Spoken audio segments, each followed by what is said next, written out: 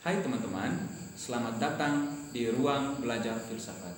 Pada kesempatan ini, saya akan menjelaskan tentang prinsip moral dari kebajikan dalam filsafat Taoisme. Namun pertama-tama, marilah kita melihat tokoh yang sangat penting dalam filsafat Taoisme ini. Tokoh yang dimaksud adalah Lao Tzu. Lao Tzu berasal dari negara Chu, sebelah selatan dinasti Zhou. Ia hidup pada abad ke-6 sebelum Masehi. Raja Wu dari Zhou mengangkatnya sebagai kepala perpustakaan kerajaan. Ia belajar banyak sejarah Tiongkok dan masyarakatnya, sehingga ia mendapatkan pengetahuan yang mendalam tentang alam semesta. Ketika berusia lanjut, ia mengundurkan diri dari pekerjaannya itu untuk mengasingkan diri. Ia kemudian menulis sejilid kitab singkat yang terdiri dari 5.000 huruf Tionghoa. Pada masa dinasti Han, kitab itu mulai disebut Kitab Tao Te Ching. Kitab itu berisi ajaran Tao dan Te atau kebajikan, yaitu relasi antar manusia dan relasi manusia dengan alam. Tujuan ajarannya ialah untuk mengosongkan diri dan tidak mencari popularitas. Lalu bagaimana latar belakang konsep Tao dari Lao Tzu ini? Lao Tzu mengungkapkan konsepnya tentang Tao berdasarkan pergumulannya dengan alam. Ia melihat dan mengalami fenomena alam yang teratur dan sempurna.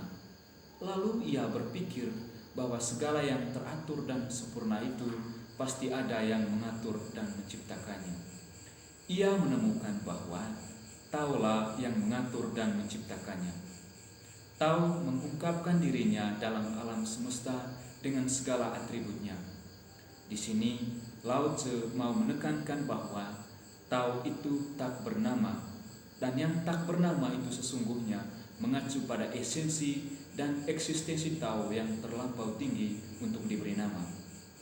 Namun, di sini kita perlu memberi nama Tao hanya sebagai acuan agar kita dapat mengenal, membicarakan, dan mengikuti jalan-jalannya. Karena itu, Tao merupakan nama yang bukan merupakan nama.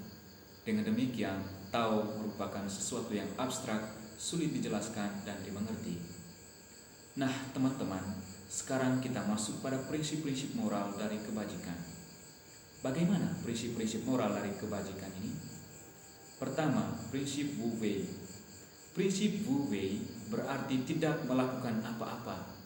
Prinsip ini bukan bermaksud untuk bermalas-malasan atau bersikap pasif, tetapi tetap berciri berbuat. Berbuat yang dimaksud ialah bertindak secara bebas dan spontan dari kodrat alamiah seseorang, bukan mengikuti gerak hati. Ketika manusia bertindak seturut prinsip Wu Wei, maka sesungguhnya ia sedang dihidupi oleh Tao atau ia tunduk pada hukum Tao. Implikasinya bagi manusia yang melakukan hal-hal yang sesuai dengan hukum Tao adalah kelihatannya tidak melakukan apa-apa, tetapi sesungguhnya sudah berbuat banyak. Prinsip yang kedua yaitu prinsip harmoni. Kita telah mengetahui bahwa Tao memanifestasikan dirinya dalam alam semesta. Alam semesta itu dihidupi dan dirawat oleh Tao. Ketika alam semesta itu dihidupi dan dirawat oleh Tao, maka terwujudlah keharmonian dan kesempurnaan. Keharmonian di sini berarti alam semesta bekerja secara alamiah menurut kesempurnaan. Manusia juga dituntut untuk mengikuti jalan Tao agar hidupnya lebih baik dan mengalami kepenuhan hidup. Ketiga, prinsip Yin dan Yang. Alam semesta merupakan manifestasi dari Tao yang bergerak secara terus-menerus.